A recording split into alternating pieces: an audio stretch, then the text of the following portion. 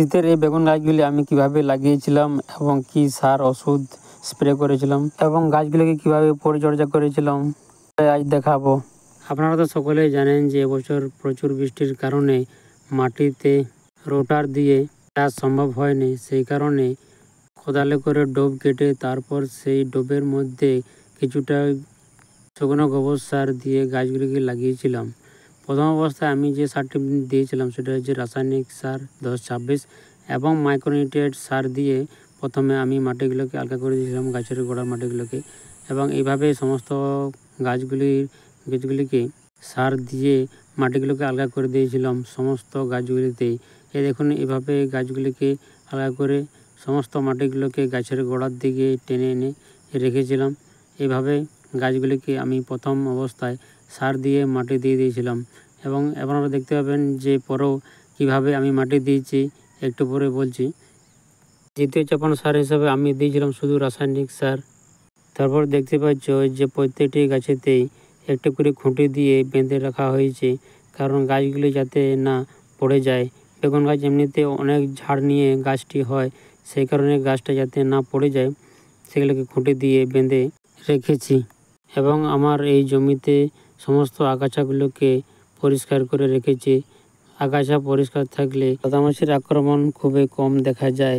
এমনিতে বেগুন গাছের মারাত্মক পোকার মধ্যে হলো সাদামাছি। এই সাদামাছি বেশি পরিমাণে থাকলে গাছের পাতা রস চুষে নেয় এবং গাছকে বৃদ্ধিতে ব্যাহত রাখে। সেই জন্য আমি এই জমিতে সমস্ত আগাছাগুলিকে দূরে ফেলে দিয়েছি। এইভাবে আমি বেগুন চাষ করে থাকি এবং আমি সাদামাছির জন্য সিতরা নামক ওষুধটি স্প্রে করে থাকি। এই যে এইভাবে গাছ মরে যাচ্ছে, কারণ এটা হলো ললি পোকার কারণে এই ডগটি মরে গেছে। এই ডগটি মরে যাওয়ার কারণ হলো এই ডগের কিছুটা অংশ দূরেই ললি পোকার আছে। এটাতে ললি পোকা দেখতে পাবেন একটু পরেই যে ললি পোকাটি এটার ভিতরে রয়েছে। এই ললি পোকার ওষুধ হিসাবে আমি লিওনিজ ওষুধটি ব্যবহার করে থাকি। লিওনিজ ওষুধটি প্রতি 15 লিটার ট্যাঙ্কিতে 30 ml করে ওষুধ দিয়ে তারপর গাছে স্প্রে করি। এই ললি পোকার আক্রমণ তখনই ঘটে যখন গাছে ফুল আসতে শুরু করে, সেই সময়ে ললি পোকার আক্রমণ বেশি দেখা যায়। তো নমস্কার বন্ধুরা, আপনারা যদি এই চ্যানেল নতুন হয়ে থাকেন তবে চ্যানেলটিকে সাবস্ক্রাইব করে পাশে বেল আইকন প্রেস করে সঙ্গে থাকুন। আর আমার চ্যানেলটা যদি সাবস্ক্রাইব করা থাকে তাহলে আমি যখন এই চাষ সম্বন্ধে বা বেগুনের চাষের ভিডিও আমি আপলোড করব আপনি সঙ্গে সঙ্গে পেয়ে যাবেন এবং চাষের সমস্ত রকম তথ্য পেয়ে যাবেন। আর আমার এই চাষের ভিডিওটি কেমন হয়েছে অবশ্যই কমেন্টে জানাবেন। এরপর আপনাদেরকে দেখাবো আমি শেষ চাপান বা তৃতীয় চাপান সারে কি সার দিয়েছিলাম।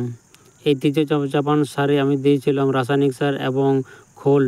এইভাবে খোল আর রাসায়নিক সার দিয়ে মাটিগুলোকে গাছের গোড়ার দিকে টেনে তুলে দিয়েছি এবং আগাছাগুলোকে পরিষ্কার রেখেছি যাতে সাদামাছির আক্রমণ কম হয়। এইভাবে আমি বেগুন চাষ করে থাকি। আপনারা কীভাবে বেগুন চাষ করেন কমেন্টে জানাবেন।